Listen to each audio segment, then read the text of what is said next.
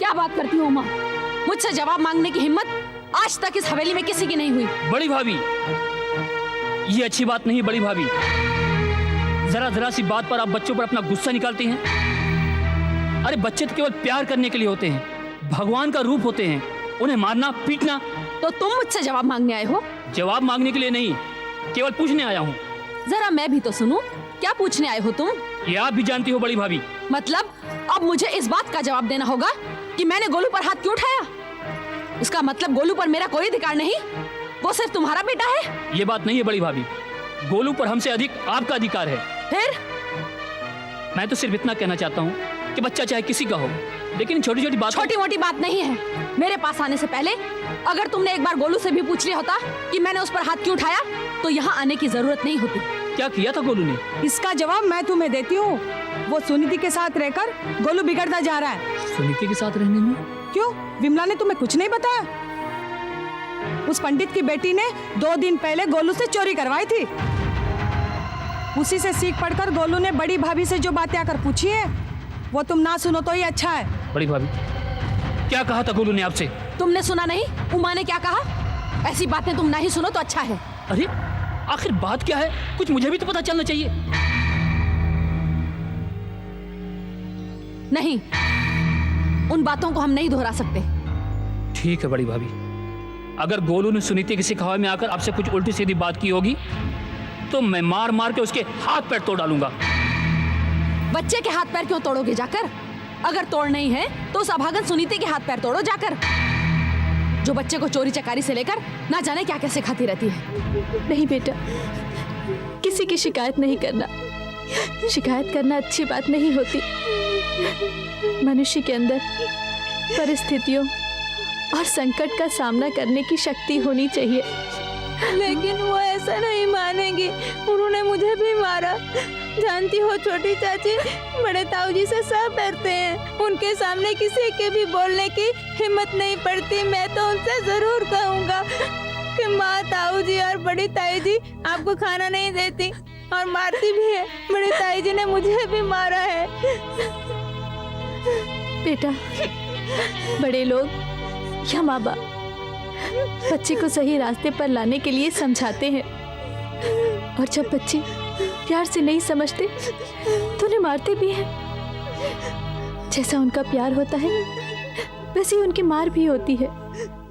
उनकी मार का बुरा नहीं मानते, है ना? गोलू, क्यों बैठा यहाँ? क्यों बैठा यहाँ? क्यों बैठा है? भैया, आज के बाद अगर तुझे सुनीति के साथ देखा ना तो हाथ पैर तोड़ डालूंगा तेरे। भाग यहाँ से, भाग।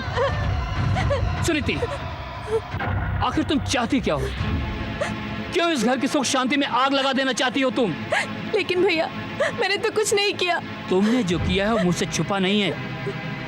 आज के बाद अगर हवेली के बच्चों को भलाई बुराई या उल्टा सीधा काम करना सिखाया तो मुझसे बुरा कोई नहीं होगा। समझ गई तुम?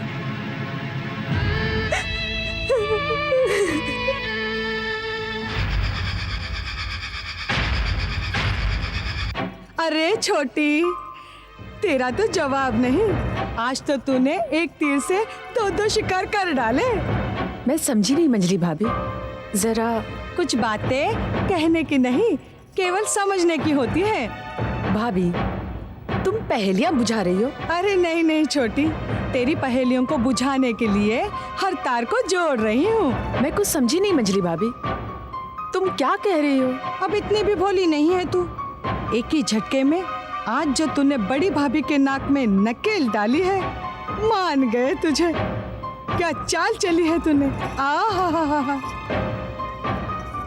आज के बाद बड़ी भाभी किसी के भी बच्चे पर हाथ उठाने और किसी से भी उल्टा सीधा कहने के पहले 10 बार सोचेगी।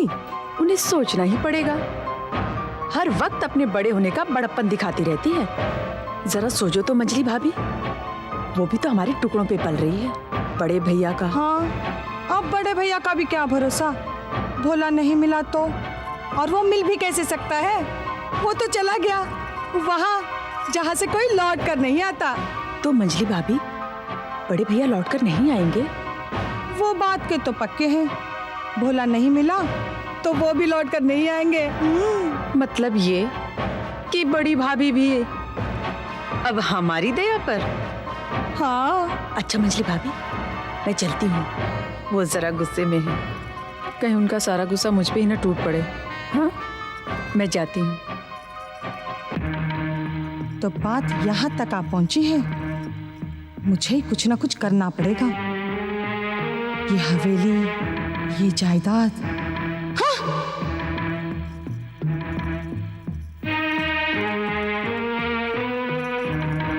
किस बात को लेकर झगड़ा हो रहा था उमा?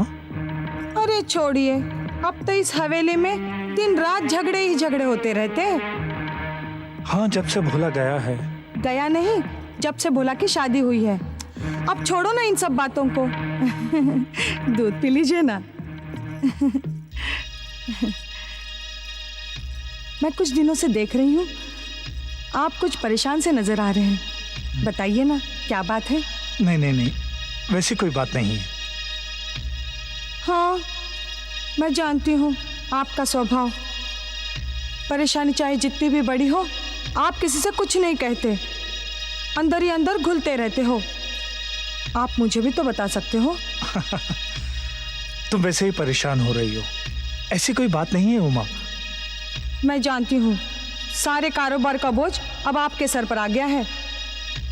बड़े भैया तो भोला को ऐसे खोजने निकल गए कि लौट कर आए ही नहीं। अब भोला का भी क्या है, सब गांव वाले कहते हैं। सुना तो मैंने भी है, लेकिन विश्वास नहीं होता मुझे। मुझे भी विश्वास नहीं होता। भोला को लेकर हमारे कितने अरमान थे, सब मिट्टी में मिल गए। आप मानो या ना मानो, इस सुनिधि के आंखों से देखकर कौन सच्चाई को नहीं मानेगा उमा। इस लड़की के पैर सचमुच मनहूस हैं। अब इस बात पर मुझे भी पूरा विश्वास हो गया है। हाँ, भगवान की इच्छा के सामने सबको झुकना पड़ता है। अपना भी ध्यान रखा करिए, कितने कमजोर होते जा रहे हैं आप। क्या बात है, आज बड़ी सेवा कर रही हो तुम। आप पर काम का इतना बोझ है, अकेले इतना सब कुछ कैसे संभालेंगे आप? अकेले? अकेले क्यों? और भी तो लोग हैं। और सब कैसे हैं, ये हमसे ज्यादा आप जानते हैं। सबको अपनी चिंता रहती है, और एक आप हैं जो सबकी चिंता करते रहते हैं।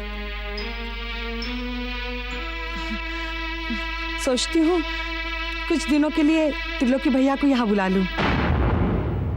त्रिलोकी? त्रिलोकी? त्रिलोकी को क्यों? अरे, आप तो मेरे भाई का नाम सुनकर ऐसे चौंक गए जैसे मैंने किसी पराये का नाम ले लिया हो। पराया तो नहीं है, लेकिन अब त्रिलोकी भैया का भी कौन है? शादी ब्याह तो उन्होंने की नहीं, माँ बाप के बाद वो एकदम अकेले हो गए। यहाँ आकर वो आपके काम में हाथ बटाएंगे।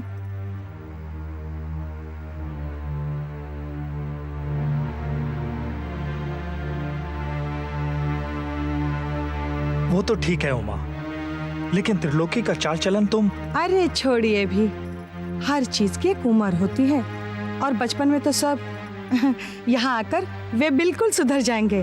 और मैं तो ये सोच रही हूँ, कोई अच्छी सी लड़की देखकर उनकी गृहस्थी बसा दूंगी।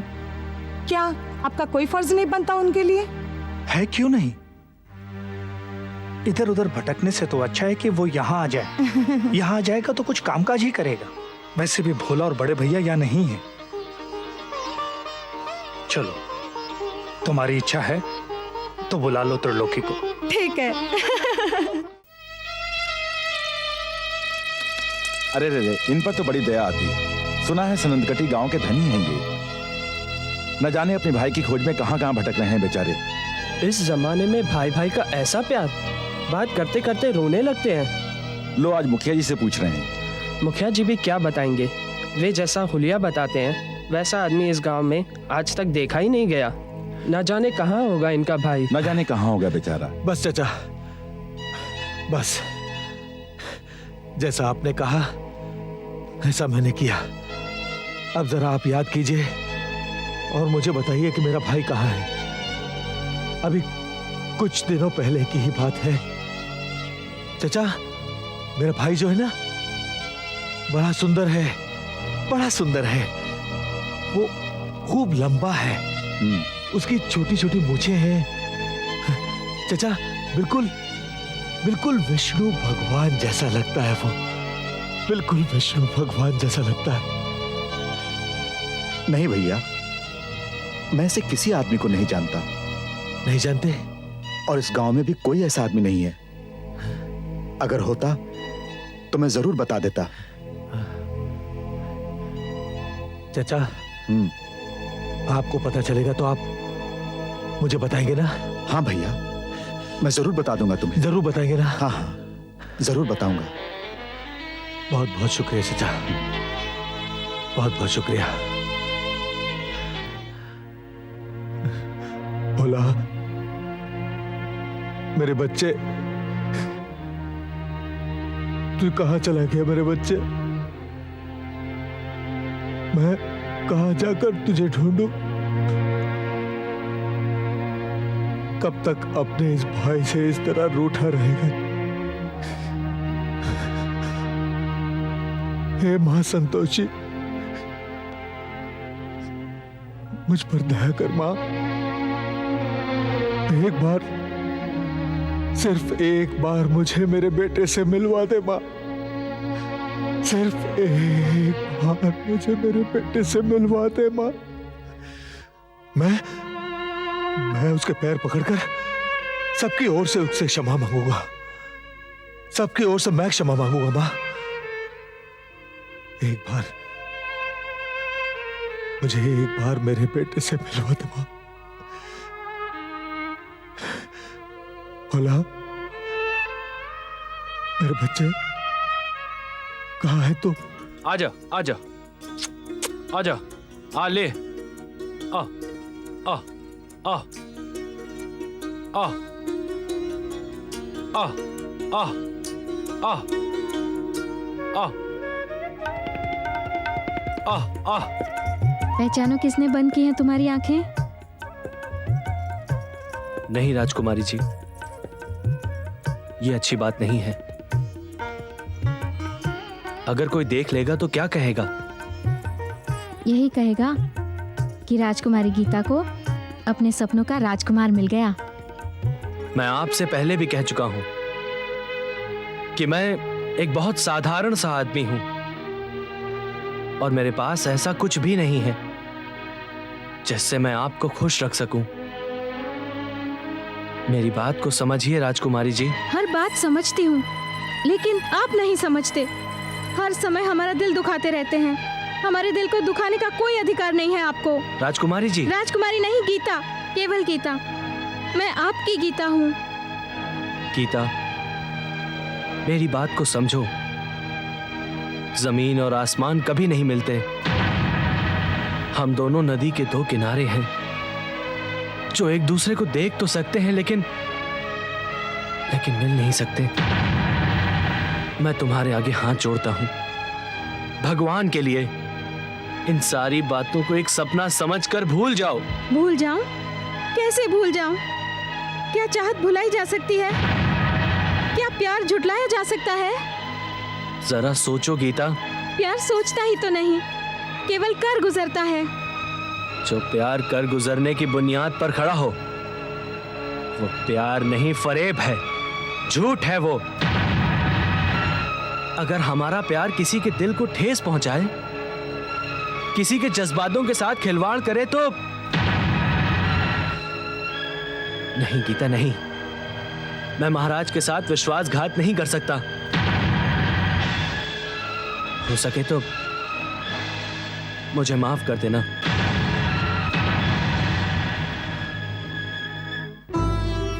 कब तक भागोगे तुम मुझसे?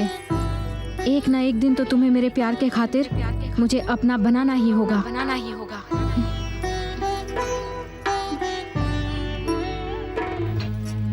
छोटी, बात भाई बहन के प्यार की नहीं है, बात है त्रिलोकी के चाल चलन की। मैंने तो उसे आज तक देखा नहीं, पर उसके बारे में सुना बहुत है। सुना तो मैंने भी है बड़ी भाभी। इन्हीं त्रिलोकी भैया के कारण उमा भाभी के माँ बाप असमय ही रोते करते भगवान को प्यारे हो गए। छोटी, ये त्रिलोकी के आने की बात तुझे किसने बताई? खुद मंजली भाभी ने कह रही थी इन दिनों त्रिलोकी भैया आने वाले हैं। मैं देख रही हूँ कि उमा की हिम्मत दिन पर दिन बढ़ती जा रही है।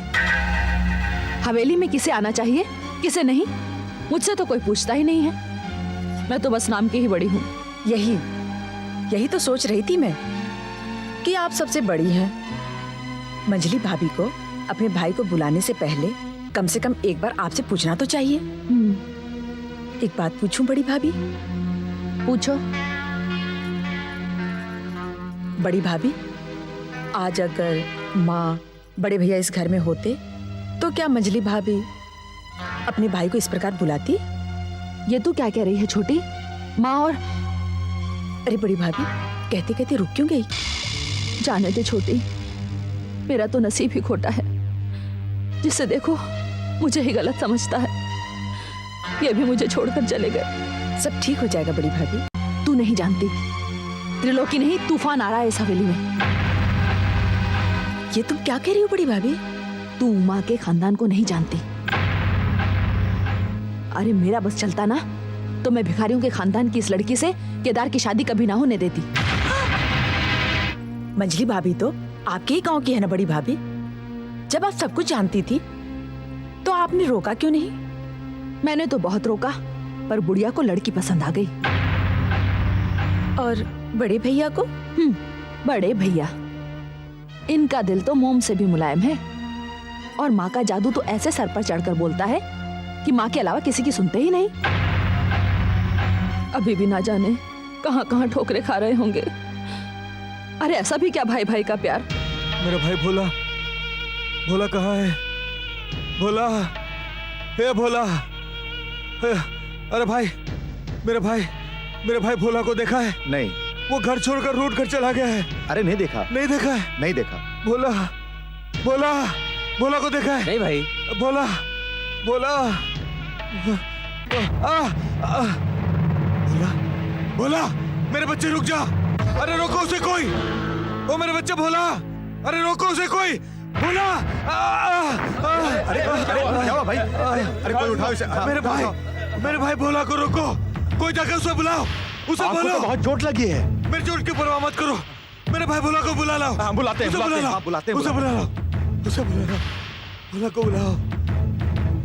भोला, भोला, मेरे बच्चे, तू आ गया। मेरे बच्चे तू आ गया। अरे इस तरह कोई रूट कर अपना घर छोड़कर जाता है मेरे बच्चे? हाँ, कम से कम मेरे आने का इंतजार तो किया होता बच्चा। मेरे आने का इंतजार तो किया होता। अब तू घर चल, मैं सबको समझा दूंगा। बच्चा, तू घर चलेगा ना?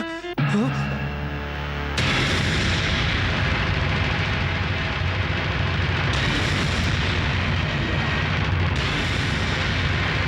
आपको कुछ गलतफहमी हुई है। मेरा नाम रघुनाथ है, पास के ही गांव में रहता हूँ। शायद मेरी कदकाठी आपके खोए हुए भाई से मिलती है।